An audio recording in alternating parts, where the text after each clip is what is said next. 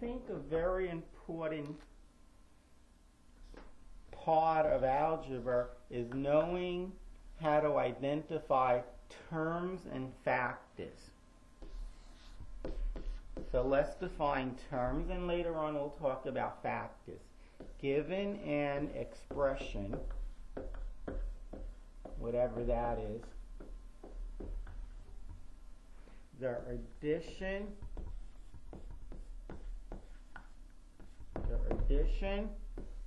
and subtraction symbols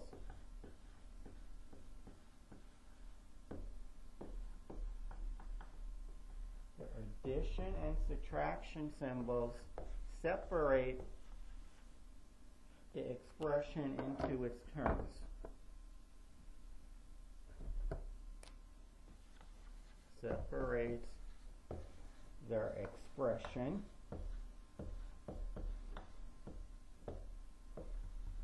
into its terms.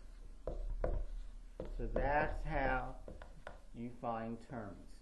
The addition and subtraction symbols separate the expression into the terms. I think in the next video, or the one after, I'll modify this definition ever so slightly, but for now it's fine. For example, if somebody asks you to calculate 2 plus 3 times 4, if you were to go left to right, 2 plus 3 is 5, and nobody could disagree with that, and 5 times 4 is 20. Problem is what I have written down is not 20. It's not 20. The addition symbol right here separates this expression into two terms. 2 and 3 times 4. That's what we're going to add. What's in the first, we add terms. What's in the first circle, the first term is 2. 2 is 2. Plus, what's in the second term, 3 times 4, 12. And 2 plus 12 is 14. The addition and subtraction symbols separate the expression into the terms. If you had 2 times 4 minus 3 times 2 plus 10 divided by 5 plus 8. First, identify the terms. They're separated by the addition and subtraction symbols and nothing else. Not multiplication, not division, not powers. Addition and subtraction.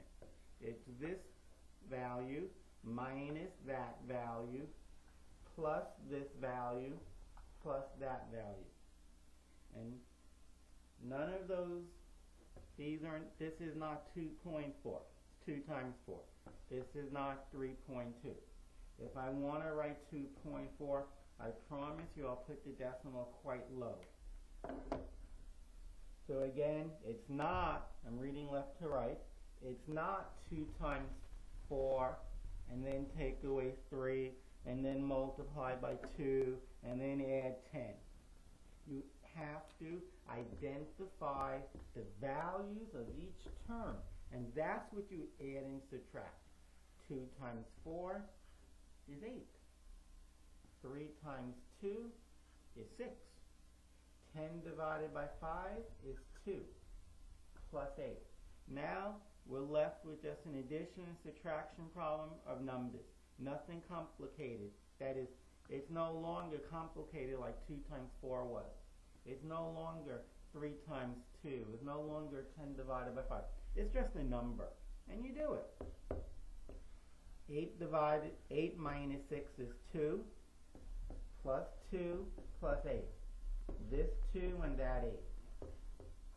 2 plus 2 is 4, plus 8. Final answer is 12. There are addition and subtraction symbols. They're like the Bible for doing these problems. You have to identify what they are. Circle them, put a box around them, underline them. But know what the terms are. If you know what the terms are, you have a much, much better chance of evaluating an expression correctly. If you don't know what you're adding and subtracting, you're in big trouble.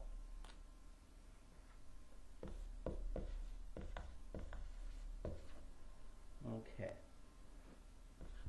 So we try another one. If you have 4 or 14 minus 4 times 3 plus 100 divided by 10 divided by 2 minus 3 times 2. Their terms are separated by addition and subtraction. Nothing else. It's this piece minus that piece plus this piece minus that piece. You shouldn't be saying, say this.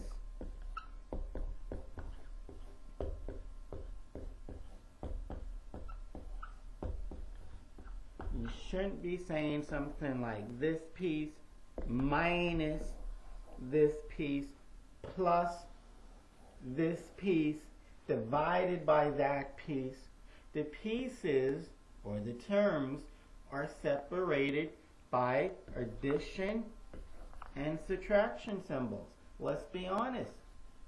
That's not an addition or subtraction symbol. It's a division sign. Okay, and when you're evaluating a term, you go left to right. When you're evaluating a term, you go left to right. The first term is 14 minus 4 times 3 is 12 plus, left to right, 100 divided by 10 is 10. 10 divided by 2 is 5 minus 3 times 2, 6. So it's 14 minus 14 minus 12, which is 2. 2 plus 5 is 7. 7 minus 6 is 1. This mess is equal to the number 1. Good old 1. Okay, now let's talk about factors. Erase my board and we'll talk about factors.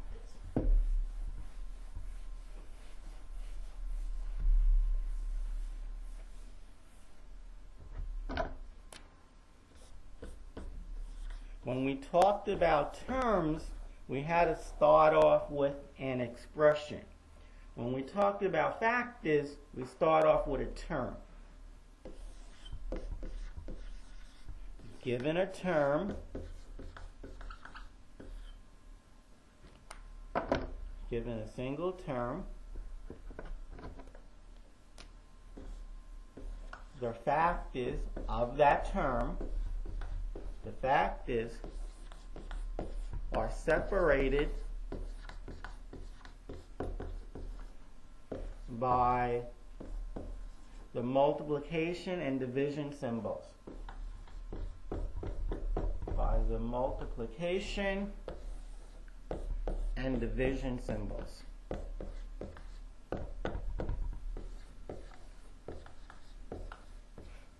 We kind of used this information when we were doing terms, but let's do it more formally now. If you were to ask to calculate this, 7 times 2 minus 4 times 2 squared plus 100 divided by 2 divided by 10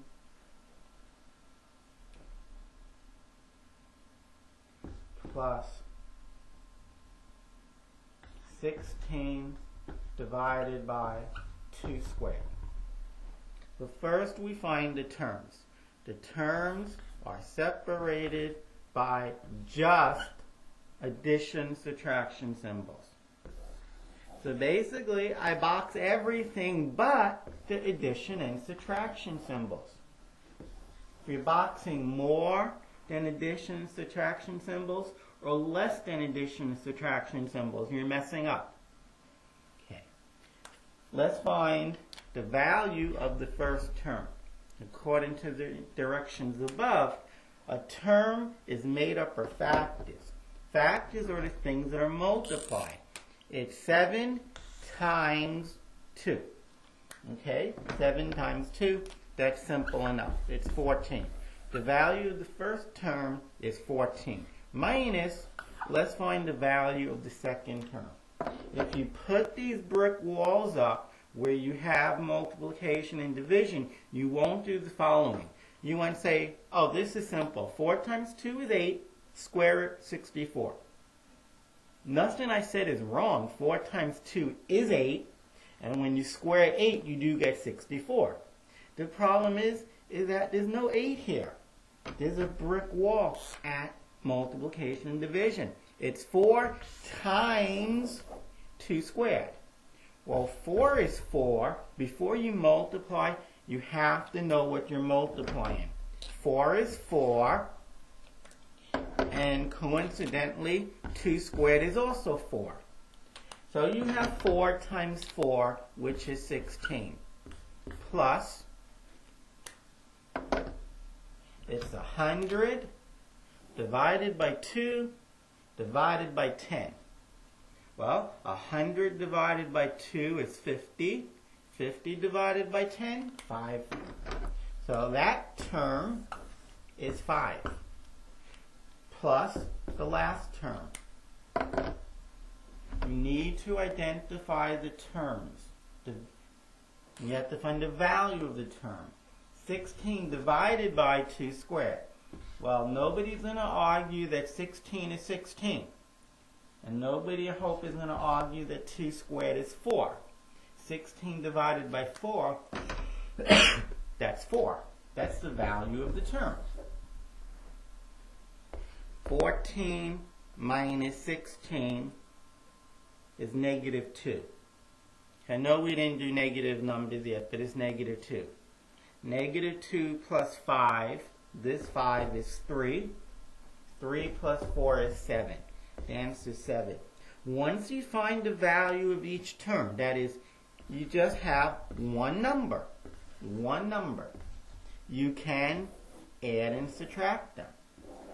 The formal order of operations say to do addition and subtractions last. Well, that's what I just did. Let's try one more, and then that will pretty much finish this. It'll keep coming up in other sections. You have to know terms. Most times when you make a mistake, it's because you didn't know the terms. If you have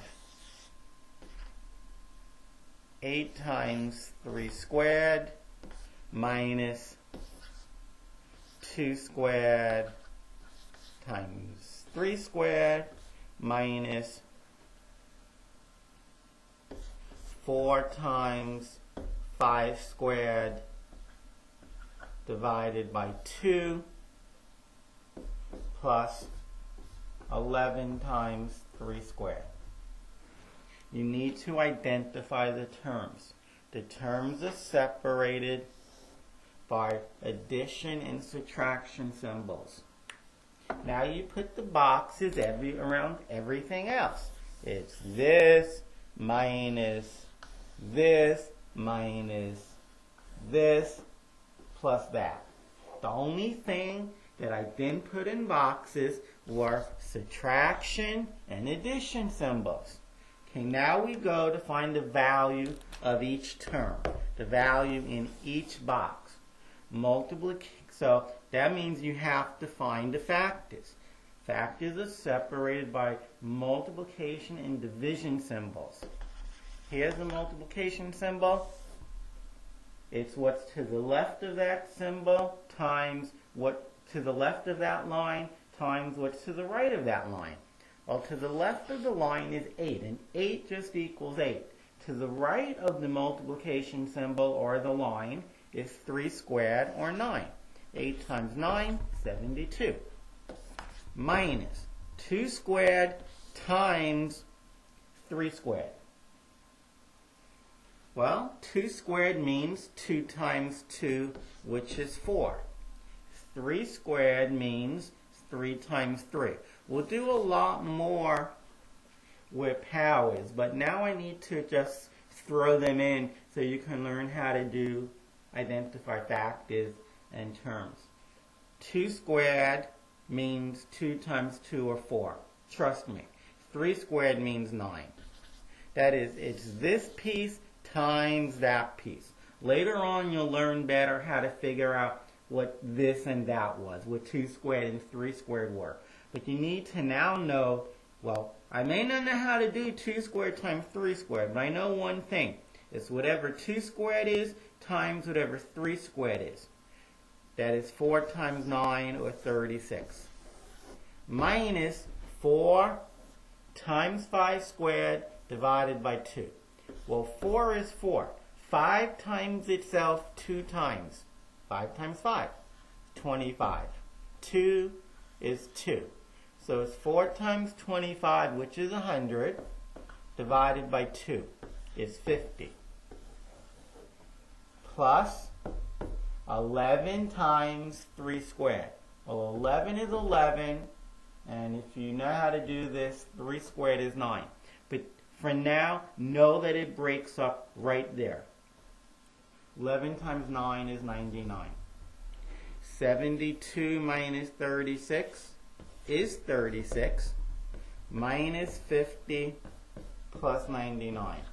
Well, if you do the arithmetic, you get, I think, 65.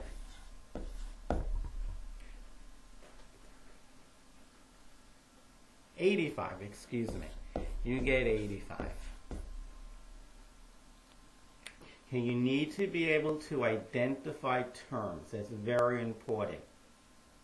To make the problem a little bit easier, if I wrote 100 plus in front, but you can't see the 1, if I wrote 100 plus in front, then we wouldn't have any of this problem.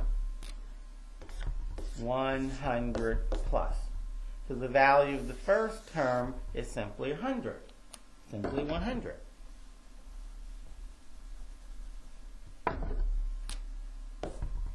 $100 is the value of the first term. Well, 100 plus 72. Do this on the side maybe. Do side work on the side. 100 plus 72, that's 172. That's this. That's this. And now we take away 36. If you do your math right, you get 136. 12 take away, you can't do 2 minus 6, so you borrow. 12 take away 6 is 6. You borrow it from the 7, you have a 6 now. 6 take away 3 is 3, and the 1 comes down. So you have 136. And now you take away 50, 0, borrow. 18 minus 5 is 80. So you have 80.